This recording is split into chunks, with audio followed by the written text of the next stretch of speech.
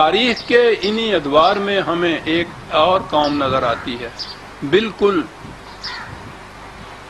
نرالا، سارے جہاں سے اس کو عرب کے معمار نے بنایا۔ نرالی قوم، ایک انوکھی قوم، نادر قوم، تاریخ میں استثناء رکھنے والی قوم۔ ابھی ہم نے کہا ہے کہ یہ جتنی قومیں تھیں، ہر قوم اپنے لیے، ہر ہیرو اپنی قوم کے لیے، اور ایک قوم پیدا کی گئی جس کے لیے کہا کہ کنتم خیر امۃ اخرجت للناس۔ کیا بات! تم وہ بہترین قوم ہو کہ جسے ہم نے انسانیت کی بھلائی کے لیے پیدا کیا۔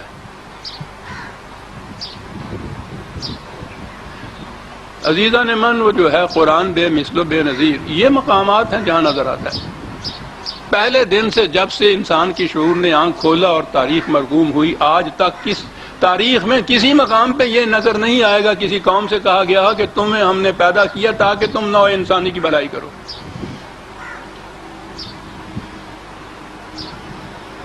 اس قوم کی بعثت کا وجہ جواز یہ ہے، بلکہ تخلیق کا سبب اور موجد یہ ہے، اس کا فریضہ حیات یہ ہے۔ اخرجت للناس، عربی زبان میں یہ جو للناس کا لام ہے، یہ ہوتا ہے فائدے کے لیے، الناس کے فائدے کے لیے تمہیں پیدا کیا گیا ہے۔ تو اب یہ دیکھ لیجئے کہ کیا کہہ گیا قرآن یہاں۔ ایک نئی قوم پیدا کی دنیا میں، اور اس کا فریضہ حیات یہ بتایا للناس، نوع انسانی کی بھلائی کے لیے اس کو پیدا کیا گیا۔ اس کے رسول صلی اللہ علیہ وسلم کے متعلق کہا گیا کہ اس کا فریضہ یہ ہے، اس کی بعثت کا مقصد یہ ہے، یہ کیا کرے گا؟ وَيَضَعُ عَنْهُمْ إِصْرَهُمْ وَالْأَغْلَالَ الَّتِي كَانَتْ عَلَيْهِمْ، اور 7/157۔ یہ اس لیے بھیجا گیا ہے، اس کی بعثت کا، وہ جو پہلی آیت جو میں نے عرض کی ہے نا، وہ ہے 3/109۔ حوالے لکھتے ہیں، اگر آپ میں یہ سعادت ہے تو ضرور لکھتے جائیے، یہ بڑے اہم حوالے آئیں گے ان آیات کے اندر۔ یہ 7/157 کہ اس رسول کی بعثت کا مقصد یہ ہے کہ نوع انسانی جن زنجیروں میں جکڑی ہوئی ہے، یہ ان زنجیروں کو توڑے، اپنی نہیں، اپنی قوم کی نہیں، اپنے وطن کی نہیں، پوری انسانیت جن زنجیروں میں جکڑے ہوئے ہے، ان زنجیروں کو توڑے، ان کے سروں کے اوپر جتنی بڑی بڑی بوجھل سلیں رکھی ہوئی ہیں، ان سروں کو اتار پھینکے۔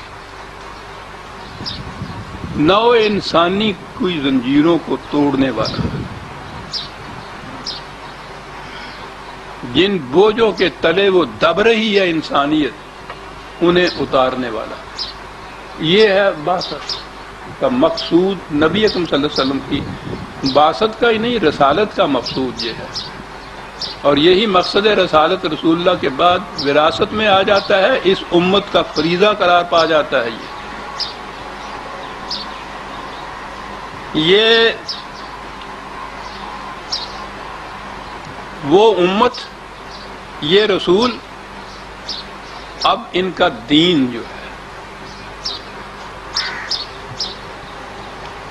حوالہ ہے 90/11 اور 11 سے آگے 3-4 آیت ہیں۔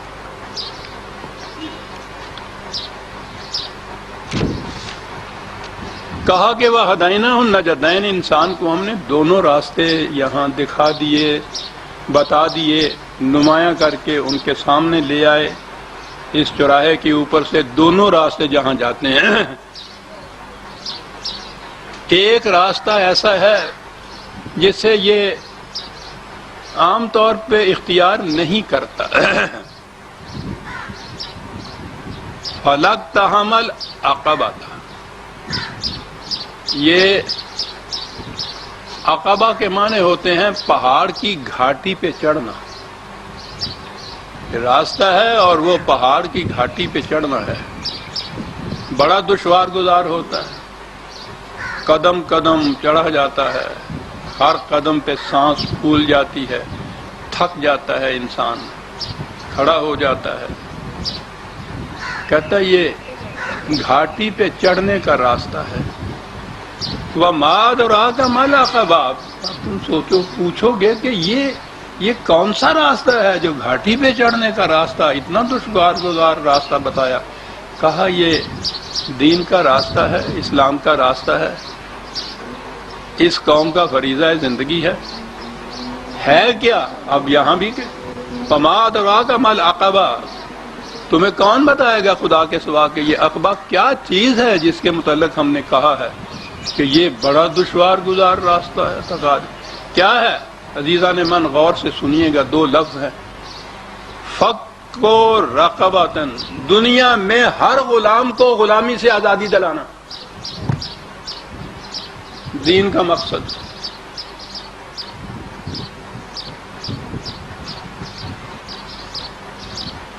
کہا یہ ہے وہ صحیح راستہ دین کا جو ہم نے ان کو بتا دیا، اور ہے نا پہاڑ کی گھاٹی پہ چڑھنا دنیا میں، وہ تو لفظ کے اعتبار سے تو وہ گردن جکڑی ہوئی ہوتی ہے نا کسی کی زنجیروں میں، جس کو محکومی اور غلامی کہتے ہیں۔ یعنی قرآن تفصیل میں نہیں جاتا کہ تفصیل میں جانے کے لیے تو ایک جدا گانا کتاب لکھنی پڑے کہ غلامی اور محکومی ہوتی کیا ہے، سوال ہی نہیں ہے، وہ تو ایک لفظ میں ساری بات کہہ جاتا ہے۔ فَكُّ رَقَبَةٍ، غلامی اور محکومی میں جو گردنیں جکڑی ہوئی ہوتی ہیں ان کو آزاد کرانا۔ اگلی دو تین آیتیں اور بھی میں عرض کر دوں کہ یہ اس کی ابتدا کہاں سے ہوتی ہے، کس کس قسم کی غلامی ہوتی ہے۔ سب سے بڑی غلامی محتاجی کی ہوتی، رزق کی محتاجی، ضروریات زندگی کی محتاجی۔ یہ محکومیت تو اس کے بعد پیچھے خود بخود چلی آتی ہے۔ یہ جتنے مستبد حاکم ہوتے ہیں وہ رزق کے سرچشموں کے اوپر اپنا کنٹرول رکھتے ہیں، ان کو اپنے قبضے میں لے لیتے ہیں، اور اس کے بعد پھر جب وہ روٹی کے ہاتھوں محتاج ہو جاتے ہیں تو پھر ہر قسم کی غلامی ان کے نصیب میں آ جاتی ہے۔ غلام ہوتا ہی محتاج ہے، جو کسی کا محتاج نہیں وہ غلام ہوتا ہی نہیں۔ یعنی وہ چھوٹی چھوٹی سی باتیں ہیں، کبھی کبھی وہی آ جاتی ہیں پنجابی میں ذہن میں، وہ ایسی کسی طرح دیتا کھانے ہیں، بڑی چیز ہے یہ کہ ہم اس کے دوبیل کیوں؟ یہ چیز ہے جہاں سے ابتدا ہوتی ہے محکومی اور غلامی کی، جہاں سے گردنوں میں زنجیریں ڈالی جاتی ہیں۔ کہا کہ ابتدا اس پروگرام کی ہوگی اور اطعام فی یوم ذی مسغبۃ، جب ضروریات زندگی کی کمی واقع ہو جائے، تو قحط واقع ہو جائے، تو اس میں پھر ایسی صورت پیدا کرنا کہ کوئی ان ضروریات سے محتاج نہ رہے۔ یہ دین جو گھاٹی ہے، پہاڑ کی گھاٹی چڑھنا جو دین کا بتایا، یہ ہے وہ راستہ دین کا۔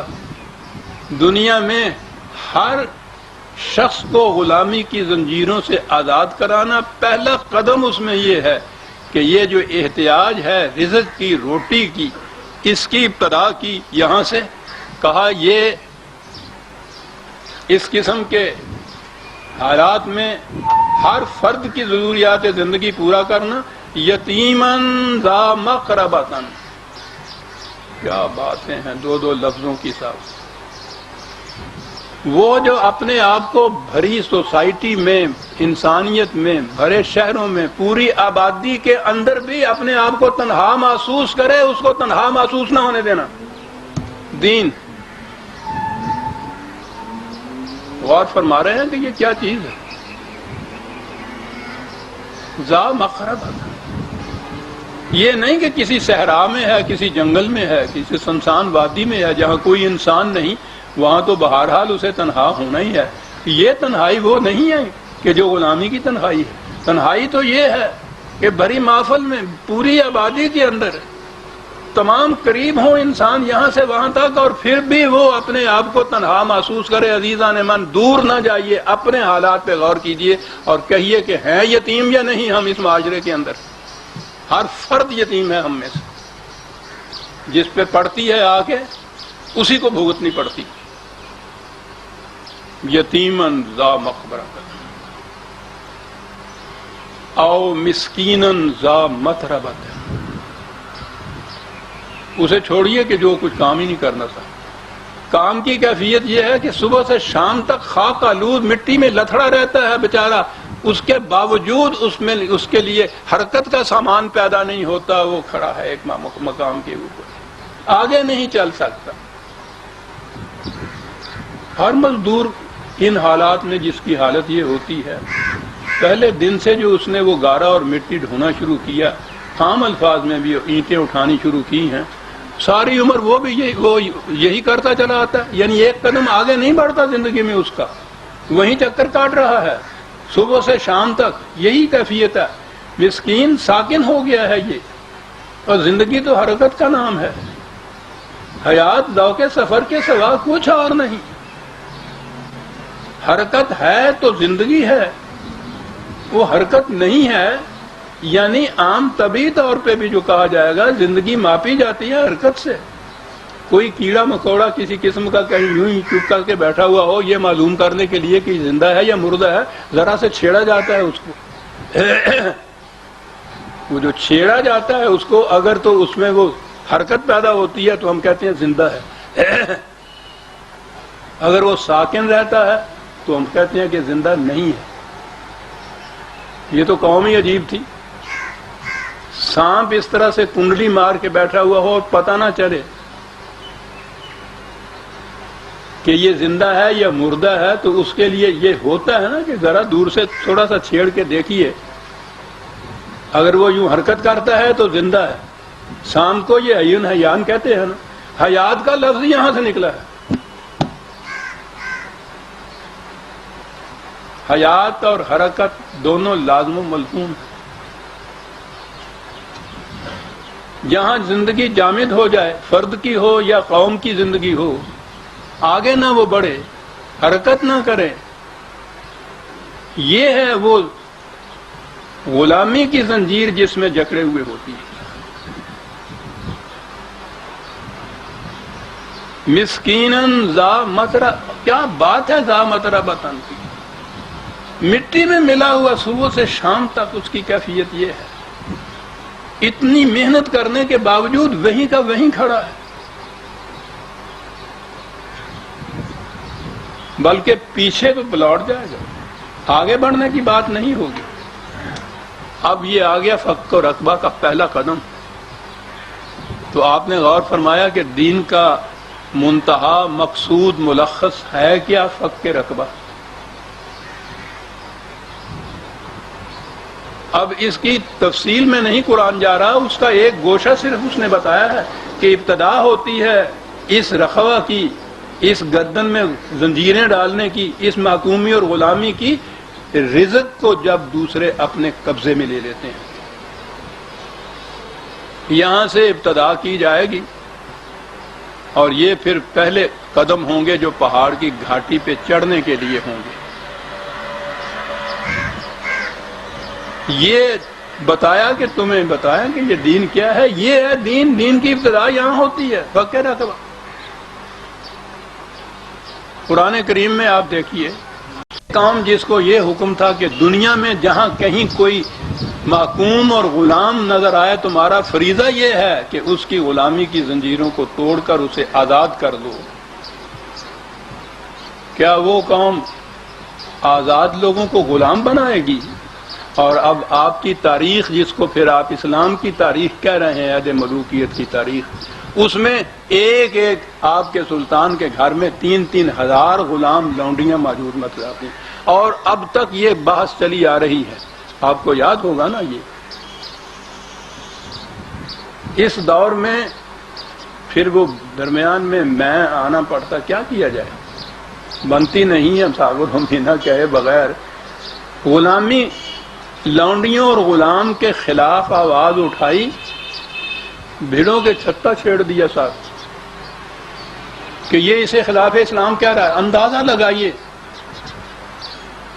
کتاب موجود ہے ابو الاعلی مودودی مرحوم صاحب کی، غلام اور لونڈیوں کے، مدافعت کیے چلے جا رہے ہیں۔ غلام اور لونڈیاں اسلام کا جز ہے وہ کہتے ہیں، کون اس کو ناجائز قرار دے رہا ہے؟ گالیاں تک دے دی انہوں نے۔ جرم کیا ہے؟ اس میں لکھا ہے یہ کہ ان لوگوں کا اصل میں کہتے ہیں ان کا دماغ چل گیا ہے، اور اس کی نشانی یہ ہے کہ یہ صرف قرآن سے قانون لانا چاہتے ہیں۔ یہ دماغ چلا ہوا وہ ٹھیک ہے جی، غلامی کے جواز میں نہیں وجوب میں لازم ہو جاتا ہے۔ آپ کی پارلیمان میں ایک مولوی صاحب نے یہ کہا تھا نا کہ زیادہ نہیں تو ایک ایک لانڈی رکھنے کی تو اجازت دی جائے۔ آج اس دور کے اندر وہ جو ملحد و بے دین کے ادارے ہیں، یہ یو این وغیرہ، انہوں نے تو اپنے چارٹر کے اندر اس کو غلامی کو منسوخ کیا ہوا ہے۔ یہاں یہ بتا رہے ہیں کہ اسلام کا یہ فریضہ ہے غلام اور لونڈیاں رکھنا۔ انہوں نے کہا ہے کہ ہمارا اقتدار آئے گا، اسلامی نظام آئے گا ان کے تصور کا، تو پھر تو کوئی بھی گردن آزاد نظر نہیں آئے گی۔ اب بھی جنہیں ہم آزاد کہتے ہیں، ہم آپ ہی مسلمان جہاں مذہب ہے، کون سی آزادی ان کو میسر ہے؟ 1000 سال پیشتر کے احکام جو ہیں ان کا اتباع یہ جانتے ہوئے کہ یہ ناممکن العمل ہیں، یہ جانتے ہوئے کہ یہ عقل و فکر کے خلاف ہیں، یہ جانتے ہوئے کہ یہ قرآن کے خلاف ہیں، انہیں ماننے پر مجبور ہیں۔ غلامی گلے میں رسے ڈالنے کا تو نام نہیں ہوتا صرف، جسے رشوہ ہاس بتارا کے نام میں، یہ ساری انواع ہیں غلامی کی۔ اسی لیے اس نے جو کہا تھا نا کہ قرآن موت کا پیغام ہر نوع غلامی کے لیے۔ غلامی کی یہ انواع ہیں مختلف، بظاہر نظر نہیں آتا کہ یہ غلام ہے۔ غلامی یہ ہے کہ آپ کے لیے کوئی سے نہیں ہے، آپ کو کوئی اختیار اس میں نہیں ہے، اپنا اختیار نہیں، قرآن کو بھی آپ نہیں موڑ کر سکتے، اجازت ہی نہیں آپ کو۔ جتنے آپ کے ہاں کہ یہ وہ فقہ کے قانون جو لاز بن جاتے ہیں، ان قوانین کا اتباع جو ہے وہ مملکت کے قانون کی حیثیت سے لازم ہو جاتا ہے۔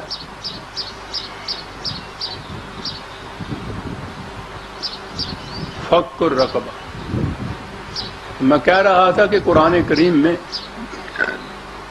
لونڈی اور غلام بنانے کا تو تصور ہی نہیں آ سکتا۔ جو بنیاد فک رقبہ بنیاد قرار دیتا ہے دین کی، وہ یہ کہے گا کہ جاؤ دوسری قوموں کو جا کے غلام بناؤ اور ان کی عورتوں کو لونڈیاں بنا کے گھر میں رکھو۔ جو اس زمانے میں عربوں کے معاشرے کے اندر یہ تھے غلام اور لونڈیاں، اور اس زمانے میں ساری دنیا میں تھی، ان کے ہاں بھی تھی، آئندہ کے لیے تو اس طرح سے بند کیا۔ اور قرآن میں آپ دیکھیے ذرا ذرا سی کوتاہی پر، ذرا ذرا سے صاحب پر، تھوڑے سے خطا پر، جسے ذرا سا گناہ یا جرم کہتے ہیں، اس کی پاداش میں کیا کہتا؟ فق رقبہ، فق رقبہ، آزاد کرو غلام کو، آزاد کرو۔ تمہارا اپنا کوئی غلام ہے وہ تو اسی طرح سے آزاد کرو، ورنہ جہاں بھی کہیں غلام نظر آتا ہے معاشرے میں، خرید کر اس کو آزاد کرو، جس قیمت پہ بھی اس کا مالک آزادی ان کو دینا چاہتا ہے اس کو آزاد کراؤ۔ سارے قرآن میں آزاد کرو کی بات ہے صاحب۔ یہاں آپ کے ہاں کا اسلام یہ ہے، ان لوگوں کا اسلام جو ہے وہ یہ ہے کہ غلام بناؤ ان کو۔